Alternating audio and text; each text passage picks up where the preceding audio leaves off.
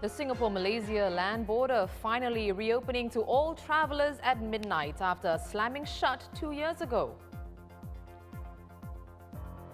Electricity bills are rising by about 10% from next month and may climb even higher.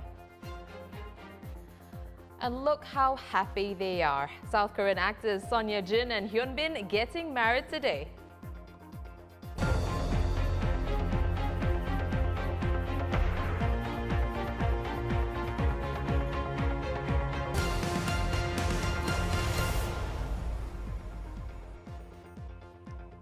Welcome to The Big Story with me, Olivia Quay. Subscribe to the Straits Times channel so you never miss a single episode.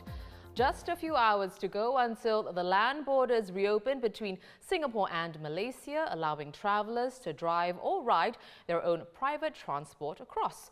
The last time this was allowed, March 17th, 2020, the day before Malaysia imposed a 2-week lockdown. And there were scenes like these, people frantically rushing to cross either into Singapore or Malaysia with their belongings.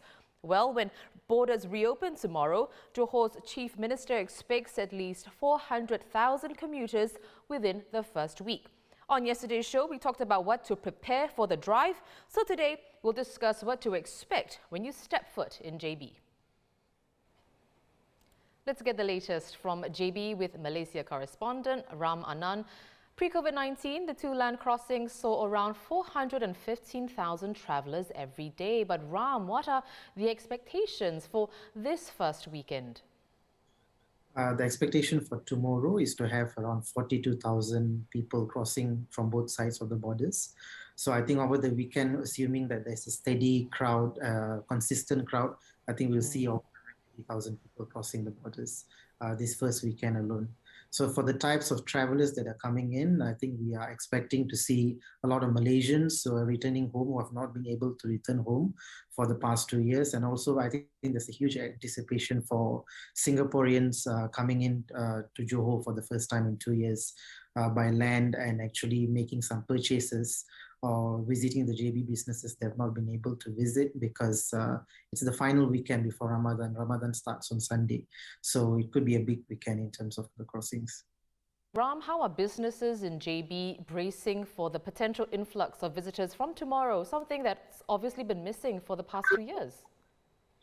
Well, I think there is a huge expectation from businesses in Johor.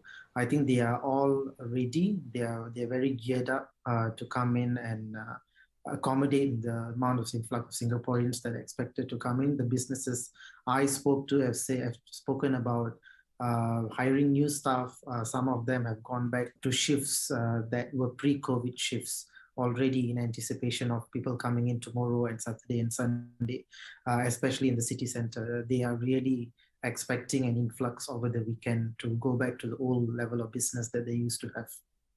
What are the COVID-19 rules that people need to take note of while in Malaysia? I think first of all, you need to download the My Sejahtera app, the contact tracing app, before entering Malaysia. That's one thing. So you need to use the check-in feature of the app whichever premises you go to. That's key.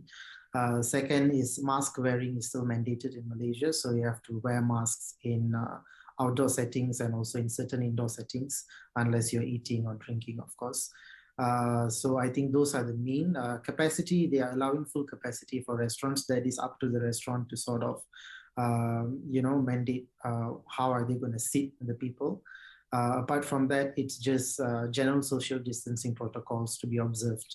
So making sure there's no overcrowding in some areas and huge crowds or huge crowded events, just to prevent that. That's all. Thanks very much to Malaysia correspondent Ram Anand. Now, Ram is in JB this weekend. Together with our Straits Times team, they'll bring you a first-hand look at the first weekend of the land borders reopening between Singapore and Malaysia.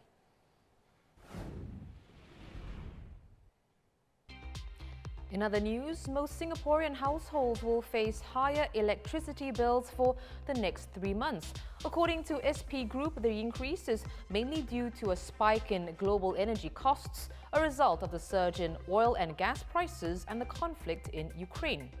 Well, from tomorrow, SP Group's electricity tariff will be 27.94 cents per kilowatt hour, excluding GST. This is up around 10% from the current rate of 25.44 cents per kilowatt hour. Higher bills are something that households will have to get used to. The latest hike, averaging 9.9%, will affect households who buy electricity from SP Group in the next 3 months. So that translates to an average increase of $8.73 in a 4-room HDB flat's monthly electricity bill. So the electricity tariff has been trending upwards since April last year, but so far this has been the steepest increase for that time period. There have been hints that electricity tariffs will rise further because of the Ukraine war, with Minister of Trade and Industry Gan Kim Yong mentioning this in Parliament at the end of February. But these utility bills are expected to be offset somewhat, with lower to middle-income households getting GST vouchers that cover costs for a few months. The GST voucher rebates that Ting mentioned will benefit around 950,000 households living in HDB flats. The rebates will be given out in 4 tranches in April, July and October this year and January next year. These payouts are part of the enhanced permanent GST voucher scheme and household support package announced at Budget 2022.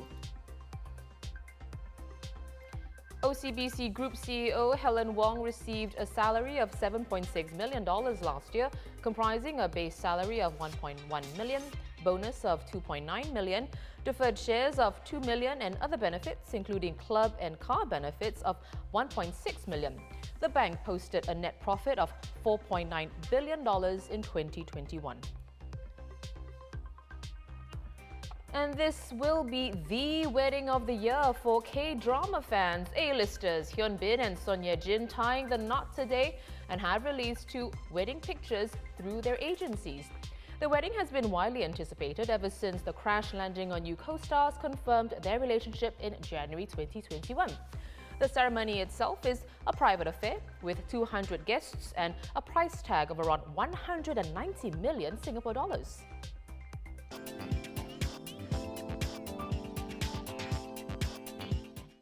Let's get ready for the weekend. From Penang Char Kway Teow to a museum in the middle of a light industrial estate, we've got you covered. But first, the 2nd season of Bridgerton setting another Netflix record, becoming the most watched English language series on the platform during its premiere weekend, when viewers like myself watched 193 million hours of it. Well, Jan Lee has also binged the 8 episodes. Jan, not only have we seen this season, we have also read the book. By deviating quite far from the source material, though, how do you think that's to the show's benefit or detriment? Okay, so not to go into too spoilery territory, but there are very significant departures from the book and this series. So the book is the 2nd book in the Bridgerton series, The Viscount Who Loved Me, which is about Kate and Anthony. Oh my God, like they really casted the most amazing Kate, played by Simone Ashley, and Anthony Bridgerton, played by Jonathan Bailey. I do think they have crackling chemistry. So Kate and Anthony butt heads straight away, you know, they're both really competitive and they kind of like hate each other, but also like really are into each other. And that's like the dynamic. And the thing is, there's also a bit of a love triangle in the book that is quite downplayed as love triangles go, but in the series they really upped it. Like the love triangle is the whole, like it's pretty much the whole series, and I do think that it's a bit dragged out, and it does go to a place that is a bit dark. Like it's a bit hard to root for some of the characters when the love triangle is pushed as far as it went in the 2nd season. I do think that the story sets up later seasons and sets up what might happen in the later books. So if book readers, you know, they are watching it, they can kind of see where the story is setting up the later seasons. Jan, we have to continue this discussion on WhatsApp and off-air. Thank you so much, journalist Jan Lee. In the meantime, if you love char kway teow, Penang char kway teow to be precise, then you're in for a treat. Let's get more from senior food correspondent Wong Ayok. Ayok, do tell us about this eatery that has reopened in Singapore. Yes, it's a chain of Penang hawker eateries called Gurney Drive. You can get your Penang fried char kway teow with pork lard. I really love this crispy little bits of lard. When you bite into it, it just gives you so much pleasure, right?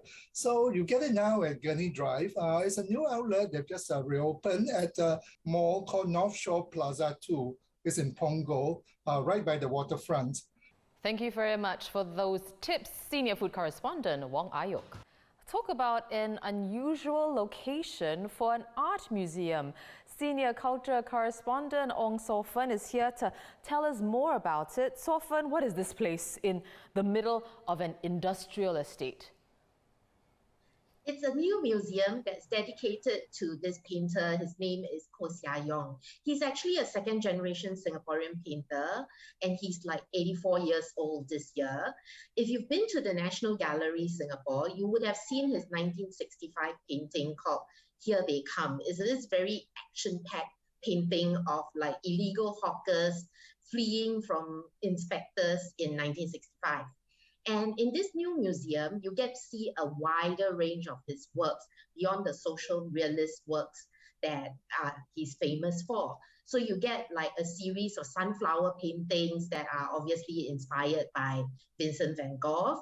And then you also get to see his woodblock prints, which he's also very famous for. And what I really like about this museum is that they managed to find 2 of his original carved wood blocks to display alongside the prints. So it's a very rare opportunity to see his wood blocks. In an industrial area, but still worth the trip, Senior Culture Correspondent Ong Sofen. More life pics online, including stories about people who have had COVID-19. Their advice: don't rush into exercising after recovering from the virus. Go to str.sg/life for more on how you can ease back into working out.